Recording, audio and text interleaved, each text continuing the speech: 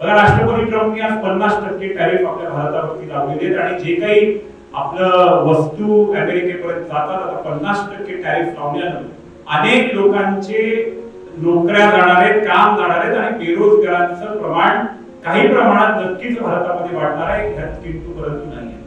परंतु पंतप्रधान मोदींचं म्हणणं आहे की मी कुठल्याही परिस्थितीमध्ये हे कॉम्प्रोमाइज करू शकत नाही.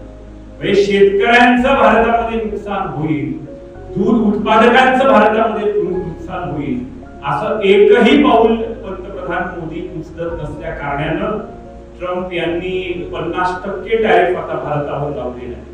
परंतु अशीच एक परिस्थिती जेव्हा अटल बिहारी वाजपेयी साहेब प्रधानमंत्री होते तेव्हा 1998 मध्ये आली होती. आपण तेव्हा अणु चाचणी केली आणि आपलं जेव्हा ॲटम बॉम्ब, न्यूक्लिअर बॉम्ब आपण चाचणी केली तेव्हा अमेरिकेने आपल्यावरती सँक्शन्स टाकण्याचा प्रयत्न केला, म्हणजे निर्बंध टाकले.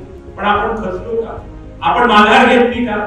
आपण एक ताकदवार देश म्हणून त्या घटनेतून पुढे आलो. ह्या नॅशनल डिस्कोर्स मध्ये पंतप्रधान मोदीला आणि आपल्या देशाला कसं सपोर्ट करू शकतो, सहकार्य कसं करू शकतो, ह्याच्या संदर्भातलं आपण चिंतन केलं पाहिजे. आणि म्हणून आज आपण गणेश चतुर्थी जी आज साजरी करू इच्छितोय त्याच्यामध्ये एक विषय आपण घेतला पाहिजे, स्वदेशीचा विषय घेतला पाहिजे, आत्मनिर्भर भारताचा विषय घेतला पाहिजे, ऑपरेशन सिंधूरचा विषय घेतला पाहिजे, ज्याच्या माध्यमातून राष्ट्रभक्तीची भावना अजून मोठी होईल आणि त्याच्या संदर्भातला जागर होईल.